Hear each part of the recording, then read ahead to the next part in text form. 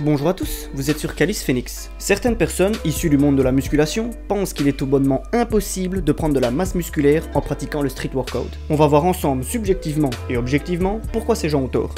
On va commencer par un peu de subjectivité. Premièrement, j'ai dans mes mains la constitution intergalactique de musculation, et il y est écrit noir sur blanc: toute personne pratiquant le fitness et ou le bodybuilding et ou le crossfit n'a aucun droit de donner de leçons à une personne pratiquant le street workout, car cette dernière lui est supérieure en tout point. Signé Caesar. Deuxièmement, j'ai un petit cadeau pour vous. Il est où, putain? Allez, il est où? Je le trouve pas. Ah, il est là. Troisièmement, regardez ce que je sais faire.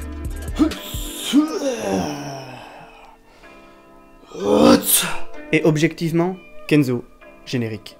Mais t'es en France, sois efficace. Commence d'abord par masquer que t'es belge. Dès que je suis rentré, j'ai écrit BX Vibes. Ok.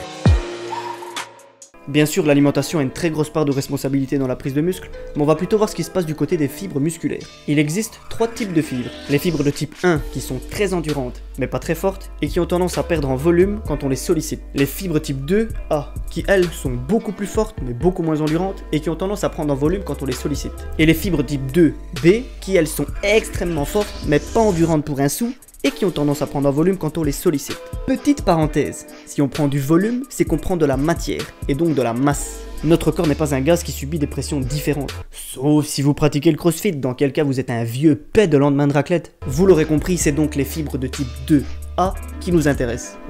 Petite parenthèse, lors de n'importe quel mouvement, les 3 types de fibres sont sollicités à des pourcentages différents, sauf certains cas comme une traction lestée à 400 kg, où les fibres type 1 préfèrent passer leur tour. Comment qu'il faut faire donc pour solliciter les fibres type 2A le plus possible? 3 milliards d'études ainsi que mon expérience musculative ont démontré que pour solliciter ces dites fibres, il faut, premièrement, faire des séries de 8 à 15 répétitions. J'ai pris une grosse fourchette pour pas qu'on vienne m'emmerder. Non mais attends, je m'en bats les couilles. Si vous arrivez à en faire plus, c'est que l'exercice c'est trop facile et vous allez donc solliciter les fibres type 1. C'est la même chose pour la corde à sauter. Si vous sautez 20 minutes tranquille, vous allez plutôt solliciter les fibres type 1, alors que si vous sautez 3-4 minutes, mais avec de l'entrain, c'est plutôt les types 2. Vous l'aurez compris, vous devez donc bien choisir votre exercice pour que celui-ci soit assez simple pour faire 8 répétitions, mais pas trop simple pour dire de pas faire 99 900 répétitions. Salutations à nos amis baguettes.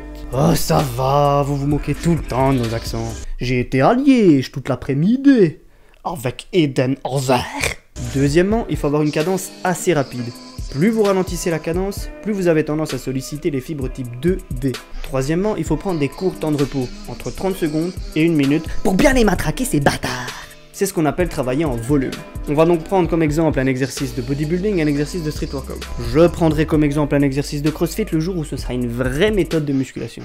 Et ça, c'est pas de merveille, hein, frère. On va prendre d'un côté la traction poulie haute, qu'on appelle aussi la traction des fragiles, et de l'autre côté, la traction des dieux. Loué sois-tu, sainte traction. Je pèse 70 kg, je soulève donc 70 kg aux tractions.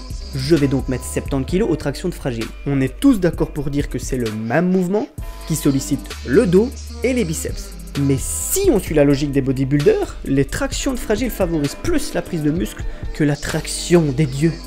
À quel moment tu construis plus de muscles, tête de bite? Mais t'as pas vu ta gueule? Va te raser. Ouh ça. Veuillez m'excuser. La seule différence entre ces deux exercices, c'est qu'en plus de renforcer votre dos et vos biceps, la traction des dieux renforce aussi votre sangle abdominale. Allez, un dernier exemple parce que je me fais insulter quand je fais cet exercice. On va prendre le développé militaire et le handstand push-up. Je vais mettre 70 kg sur la barre et faire 4 séries de 8 répétitions avec 1 minute de repos. Quand je fais des handstand push-up dans une salle parce qu'il fait moins 800 degrés dehors, les gens s'empressent d'aller sur les réseaux sociaux pour poster un message insultant. Si toi aussi tu penses que ceux qui font des poiriers c'est vraiment des clodos, like. À fond, t'as trop raison quoi. Ah, je like.